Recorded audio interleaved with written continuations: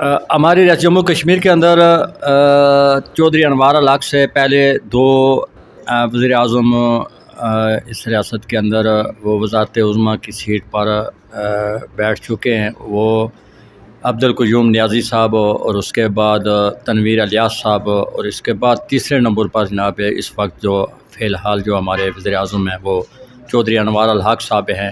آپ نے کبھی یہ سوچا ہے کہ ان تینوں میں سے سب سے بہترین کارکردگی کون سے وزیر اعظم کی تھی؟ قائد صاحب، بہت اہم ایشو پہ آپ نے جو ہے نا یہ سوالات اٹھائے ہیں۔ میں سمجھتا ہوں کہ مجموعی طور پر تو جو جتنے بھی وزیر اعظم آزاد کشمیر کے 1947 سے اس وقت گزرے ہیں، ٹھیک ہے، وہ سارے مظلوم ہی تھے۔ کسی کے پاس بھی اتنے اختیارات نہیں تھے، نہ وہ ان کے پاس وسائل تھے، نہ ان کے پاس اتنی عقل تھی، نہ اتنے پاس شعور تھا۔ لیکن خاص کر کے جو آپ نے یہ سوال کیا ہے، ان تینوں میں سے بہتر کون تھا؟ دیکھیں کہ تقریباً 30 سال کے بعد یہاں تنویر الیاس نے الیکشن کروائے ہیں۔ کشمیری تاریخ کے 30 سال پرانی بات کریں تو اس پہ ان کو موجودہ وزیر اعظم نے اور ان کی کابینہ نے کٹ لگائی ہے اور ان لوگوں کو مراد نہیں دے رہے ہیں۔ دیکھیں کہ اگر لوکل سطح سے کونسلر ہے تو وہ علاقے کی بہتر ترجمانی کر سکتا ہے، تو ان منسٹروں کے گھر کے چکر لگانے سے بھی لوگ بچ جاتے ہیں۔ لیکن یہ صورتحال بہت خراب ہے۔ تو موجودہ جو کارکردگی کے لحاظ سے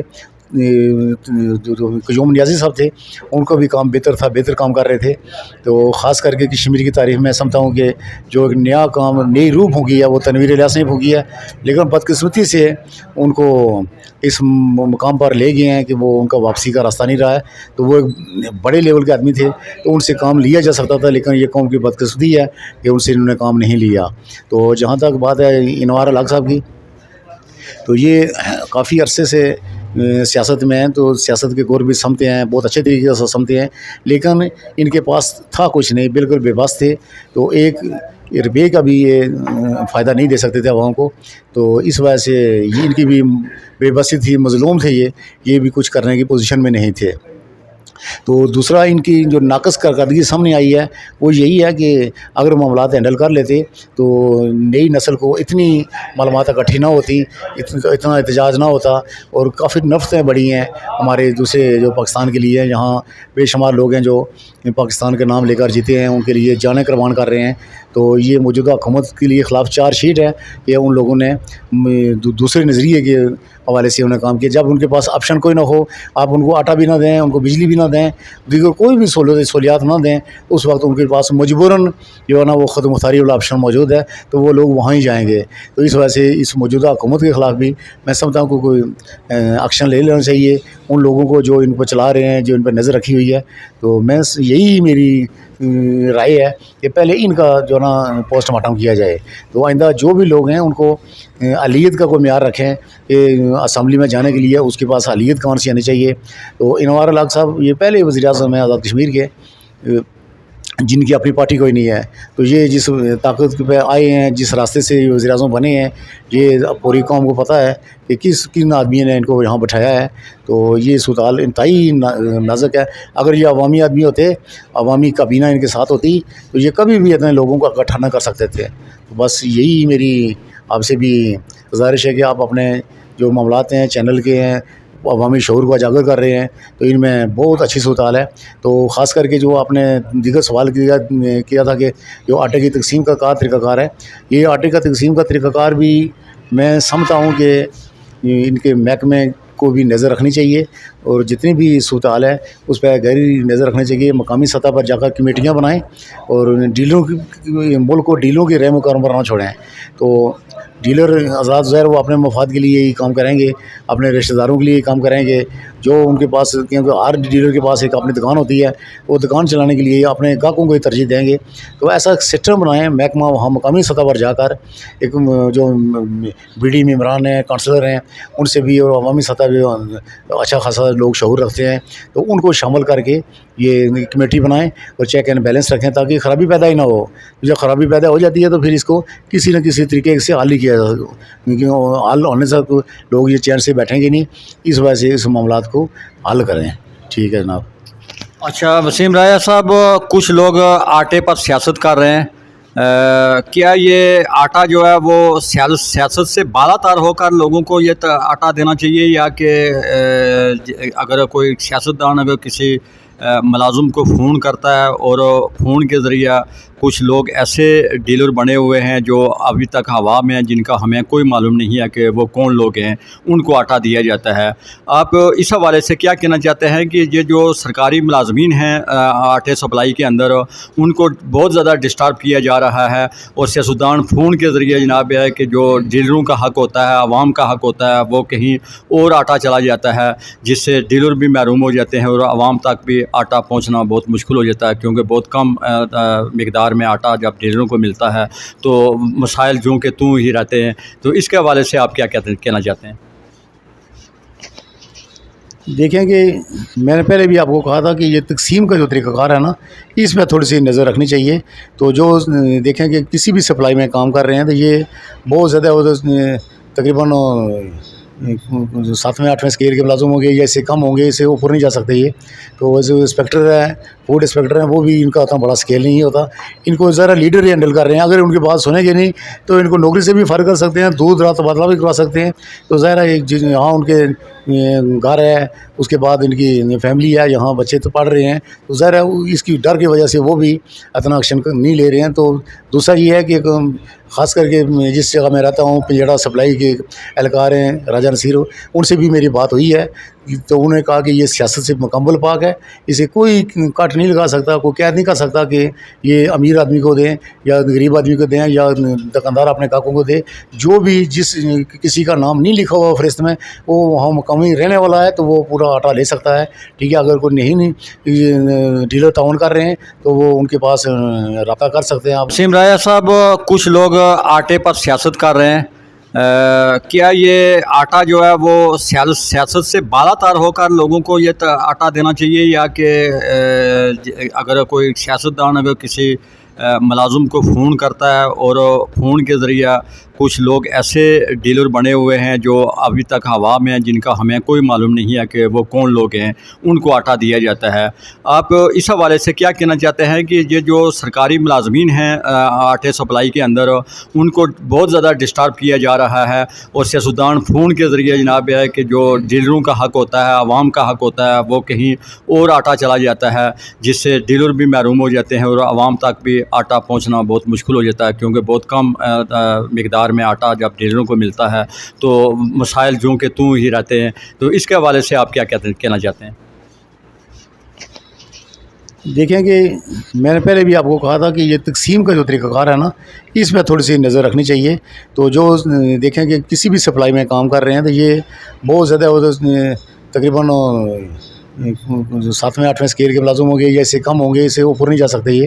تو جو انسپیکٹر ہے، فوڈ انسپیکٹر ہیں، وہ بھی ان کا اتنا بڑا اسکیل نہیں ہوتا، ان کو ذرا لیڈر ہی ہینڈل کر رہے ہیں۔ اگر ان کی بات سنیں گے نہیں تو ان کو نوکری سے بھی فارغ کر سکتے ہیں، دور دراز تبادلہ بھی کروا سکتے ہیں۔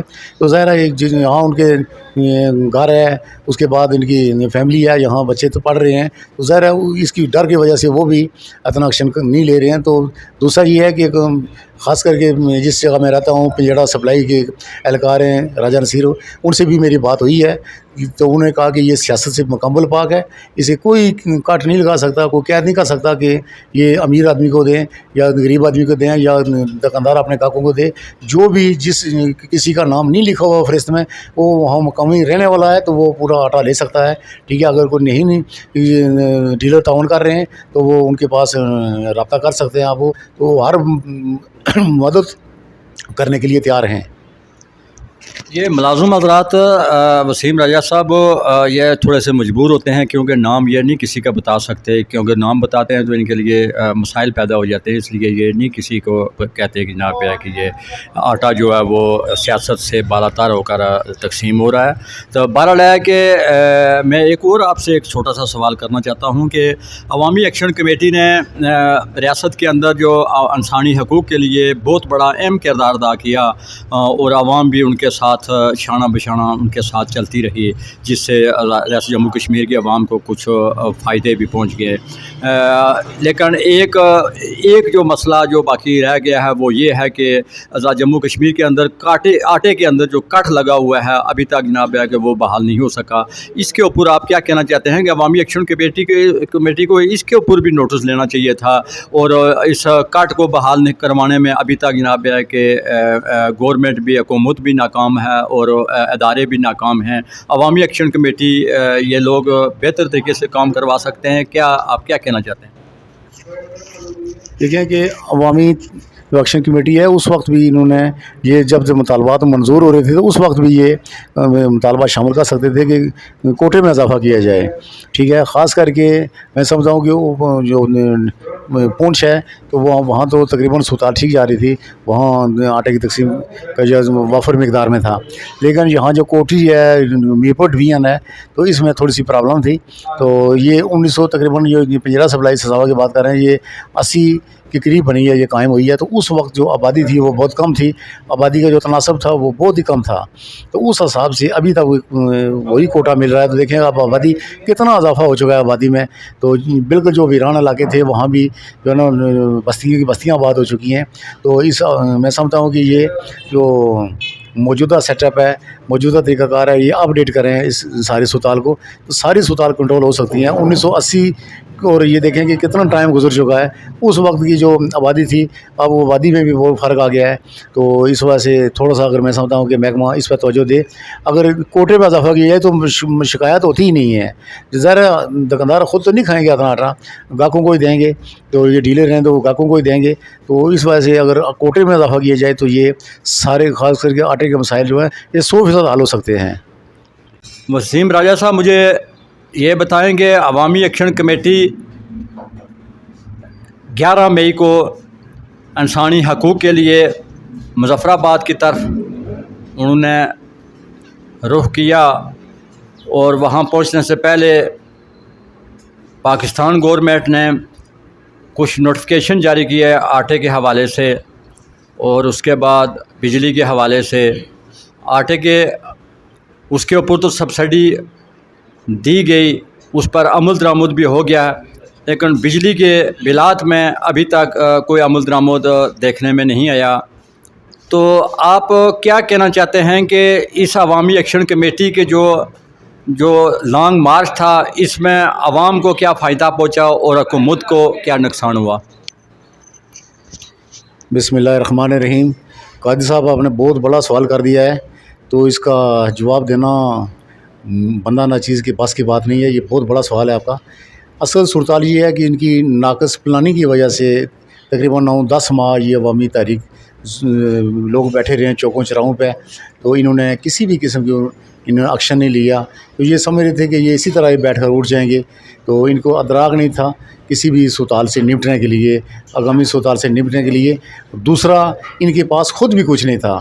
ٹھیک ہے، یہ خود بھی وہاں سے لیتے ہیں، یہ عوام کو بھی پتہ ہے، آپ کو بھی پتہ ہے، مجھے بھی ہے کہ وہاں سے خود لیتے ہیں. یہاں صرف ان کو بٹھایا گیا ہے تو آپ اپنی ڈیوٹی دیں. اس کے بعد یہ اتنی بڑی مزدوری دے نہیں سکتے تھے، تو ورنہ یہ پہلے بھی مسائل حل ہو سکتے تھے. تو وزیر اعظم صاحب جب مختلف جگہوں پہ گزرتے تھے تو لوگ ان کے جو ہے نا اس طرز کے اشارے دے رہے تھے. تو انہوں نے کسی بھی قسم کی کوئی خاطر خواہ نہیں سمجھا. انہوں نے سمجھا کہ میں آزاد کشمیر کے لائف ٹائم کا وزیر اعظم ہوں. ان کو نہیں پتہ کہ حکومتیں آتی جاتی رہتی ہیں اور بڑی بڑی حکومتیں بھی جو ہے نا وہ نظر نہیں آئیں عوام کو. تو جہاں تک یہ سوال ہے کہ عوامی تحریک کو کیا فائدہ ہوا اس تحریک کو، تو یہ ایکشن کمیٹی نہیں تھی بلکہ پوری کشمیری قوم کی ایک آواز تھی. تو انہوں نے سوائے حکومتوں کے چند ایک آدمی کے، یوں سمجھ لو کہ 50-60 آدمی ہوں گے، ان کو چھوڑ کر باقی تمام پوری قوم کی حمایت حاصل ہوئی ہے. یہ 1947 کے بعد یہ کشمیر کا پہلا چانس ہے کہ یہ عوام اٹھی ہے. تو دوسرا، حکومت کو جو نقصان ہوا ہے یہ آنے والے وقتوں میں نقصان ہوگا. وہ ان کو جو امراض دے رہے ہیں ان کو بھی پتہ چلے گیا کہ یہ عوامی حمایت سے محروم ہیں، ان کو کسی بھی قسم کی کوئی عوامی حمایت حاصل نہیں ہے.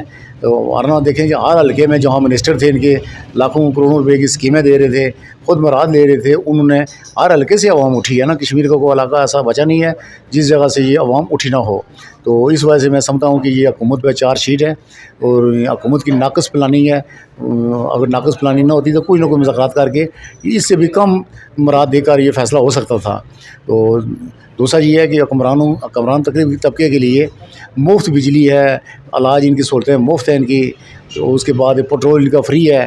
تو ایک اگر جونیئر لیبر کا کلرک اگر وہ اپنی جیب سے دفتر میں آنے جانے کے لیے کرایہ دے رہا ہے، پیٹرول لے رہا ہے، تو یہ جو گزٹڈ آفیسر ہیں، ٹھیک ہے، تو ان کے لیے بھی شرم کا مقام ہے کہ وہ رضاکارانہ طور پر کہتے ہیں کہ ہم یہ امراض نہیں لیتے، یہ عوام غریب عوام کا ٹیکس ہے. یہ خطہ بھی دنیا کے ये दुनिया से यूँ समझ लो कि कटा हुआ खिता है। एक तरफ पाकिस्तान कंट्रोल कर रहा है, दूसरी तरफ चीन कर रहा है, तीसरी तरफ इंडिया कर रहा है। तो ये इंतहाई मज़लूम किस्म के लोग थे, तो इन्होंने अपनी आवाज़ बुलंद की है और इनके लिए मैं समझता हूँ कि वो जो लोग इनको हैंडल कर रहे थे, चला रहे थे, तो वो इस्लाम के मुस्तहिक हैं। उन्होंने इतनी बड़ी कामयाबी हासिल की है, ये कश्मीरी कौम का इन्होंने दिल जीत लिया है। तो दूसरा, हुकूमत को जो नुकसान हुआ है वो बेइज्जत भी हुई है और पाकिस्तान के ख़िलाफ़ भी नारे लगे हैं। उन लोगों को भी सोच लेना चाहिए कि इनकी नाकामी की वजह से पाकिस्तान के ख़िलाफ़ लोग जो ना उन्होंने नारे लगाए हैं, नफ़रतें यहाँ तकसीम हुई हैं। तो अगर ये पहले ही मामला हल कर लेते तो इतना ना था। ख़ास करके बिलखुसूस नौजवान नस्ल के लिए जो पढ़े लिखे लोग हैं, स्कूलों कॉलेज यूनिवर्सिटी से फ़ारुग हुए हैं, तो उन लोगों को भी पता चल गया कि हमारे साथ मुल्क का हैसियत क्या है, हमारे मुल्क की, ठीक है, कौन लोग हमें कंट्रोल कर रहे हैं, किसके हिस्से में जा रहा है, मुराद किसके हिस्से में जा रही हैं। तो इन लोगों को मुराद क्यों मिल रही हैं? ये सिर्फ हमें कंट्रोल करने के लिए मुराद मिल रही है इनको। तो ये सूरत मैं समझता हूँ कि इंतहाई गंभीर किस्म की सूरत है।